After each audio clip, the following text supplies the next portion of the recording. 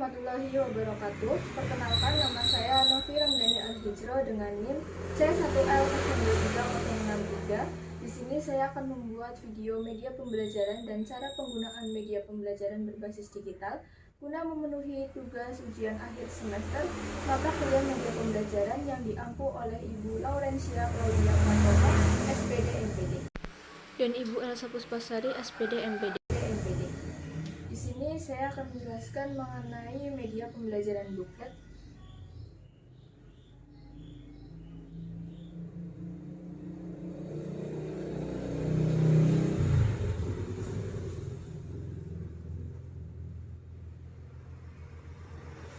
Nah, booklet ini yaitu platform pembelajaran berbasis game yang dirancang untuk membuat pembelajaran lebih interaktif dan menyenangkan dengan berbagai fitur seperti kuis, flashcard, dan tantangan. Booklet memadukan unsur permainan dengan konten pembelajaran. Adapun kelebihan dari booklet ini sendiri yaitu mudah diakses, interaktif, dan menyenangkan, feedback real time, mode permainan yang beragam. Nah, kelebihan-kelebihan ini juga mempunyai kekurangan yang diantaranya ada harus memiliki akses internet yang stabil. Karena kalau tidak memiliki akses internet yang tidak stabil, maka permainan akan berhenti dan nge-lag seperti itu. Yang kedua, paham akan fiturnya. Nah, kalau para guru yang tidak paham fiturnya itu mungkin akan membuat guru tersebut kebingungan dan sulit untuk mengaplikasikannya kepada murid-murid. Yang ketiga, potensi distraksi. Nah, karena booklet ini memadukan kuis dengan game, maka tentunya peserta didik akan mudah terdistraksi karena akan fokus dengan gamenya itu sendiri. Yang keempat adalah susah diaplikasikan bagi guru yang tidak terlalu mahir teknologi. Nah, ini juga PR bagi pengajar untuk belajar mengenai teknologi seperti itu.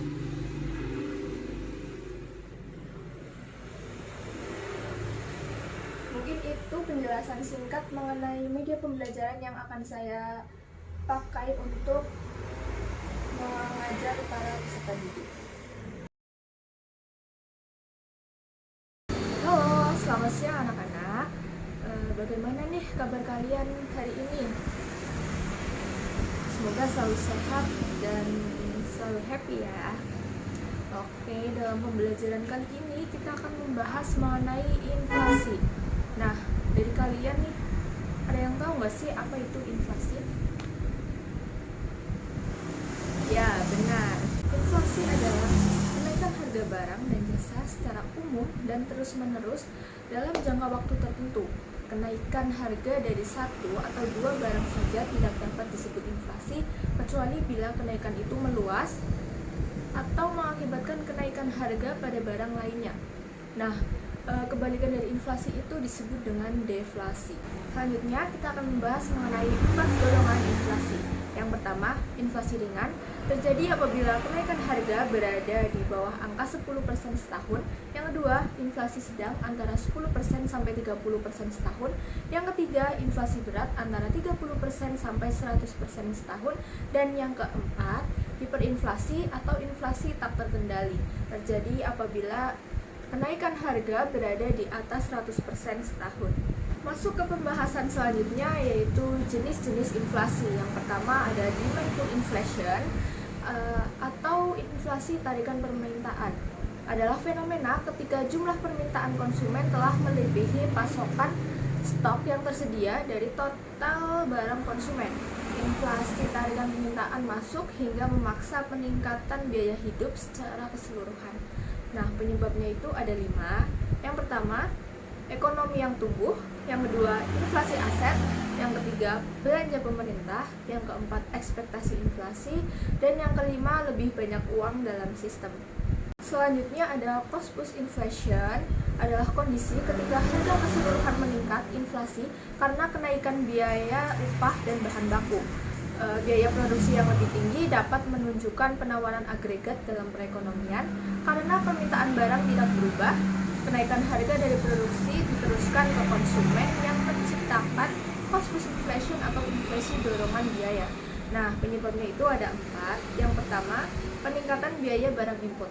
Yang kedua, peningkatan biaya barang kerja. Yang ketiga, bencana alam. Dan yang keempat, perubahan kebijakan pemerintah. Nah, selanjutnya kita akan membahas mengenai bottleneck inflation. Mungkin dari anak-anak belum memahami tentang bottleneck inflation ini. Jadi, bottleneck inflation adalah kondisi yang timbul karena ada faktor dari permintaan dan penawaran. Secara sederhana, ini adalah inflasi campuran dari permintaan dan penawaran, yaitu cost push inflation dan demand pull inflation. Maka menjadi bottleneck inflation.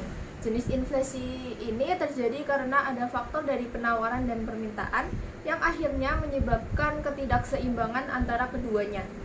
Jika terjadi akibat penawaran, maka persoalannya adalah kapasitas yang sudah ada dan terpakai, namun permintaan cenderung tinggi dan sehingga menimbulkan inflasi. Lalu sementara itu, jika disebabkan oleh permintaan, persoalannya adalah likuiditas yang lebih tinggi, baik dari sisi keuangan atau akibat tingginya ekspektasi masyarakat terhadap permintaan baru. Selanjutnya kita akan masuk ke pengukuran inflasi IHK. IHK atau Indeks Harga Konsumen adalah indeks yang menghitung rata-rata perubahan harga dari satu kelompok barang dan jasa yang dikonsumsi oleh rumah tangga dalam kurun waktu tertentu. Perubahan IHK dari waktu ke waktu menggambarkan tingkat kenaikan harga inflasi atau tingkat penurunan harga deflasi dari barang dan jasa. Penentuan barang dan jasa dalam keranjang IHK dilakukan atas dasar survei biaya hidup (SBH) yang dilaksanakan oleh Badan Pusat Statistik atau BPS. Oke, kita masuk ke pembahasan yang terakhir, yaitu dampak inflasi. Inflasi berdampak buruk pada perekonomian negara dan penghasilan masyarakat. Dampak-dampak buruknya yaitu yang pertama, terhambatnya perekonomian negara karena kurangnya investasi dan minat menabung. Yang kedua, masyarakat berpenghasilan rendah tidak dapat menjangkau harga barang yang mengalami kenaikan. Yang ketiga, upaya menekan harga untuk mengurangi inflasi akan mengakibatkan pengangguran. Yang keempat, masyarakat lebih memilih menyimpan barang ketimbang uang. Lalu nilai mata uang turun karena kenaikan harga barang. Masyarakat berpenghasilan tidak tetap akan mengalami penurunan atau merosot sehingga melebarkan kesenjangan distribusi pendapatan. Yang keenam, masyarakat berpenghasilan tetap juga akan rugi karena upah yang diperoleh tidak menyesuaikan kenaikan harga. Dan yang terakhir, perkembangan dunia usaha akan terhambat. Nah, itu tadi adalah materi pembelajaran kita kali ini, yaitu mengenai inflasi. Lalu selanjutnya, para peserta didik diminta untuk mengerjakan kuis yang sudah Ibu siapkan.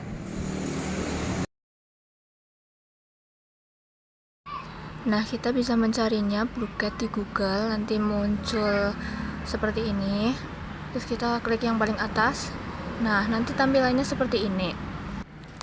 Nah, bagi yang belum punya akun, nanti bisa klik login. Nah, di situ nanti kita bisa masukin akun email kita dan nanti otomatis langsung kita udah bisa login. Nah, ini karena saya sudah pernah login, jadi tampilannya langsung masuk seperti ini ketika dipencet login. Nah, di Blooket ini juga banyak pilihan permainannya, tapi untuk yang bertandakan plus only itu kita harus berbayar dulu.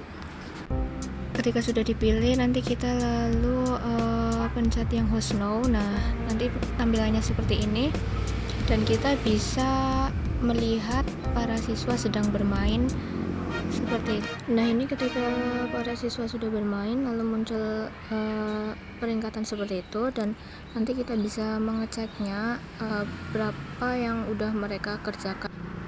Soal yang sudah dibuat guru juga bisa kita print out.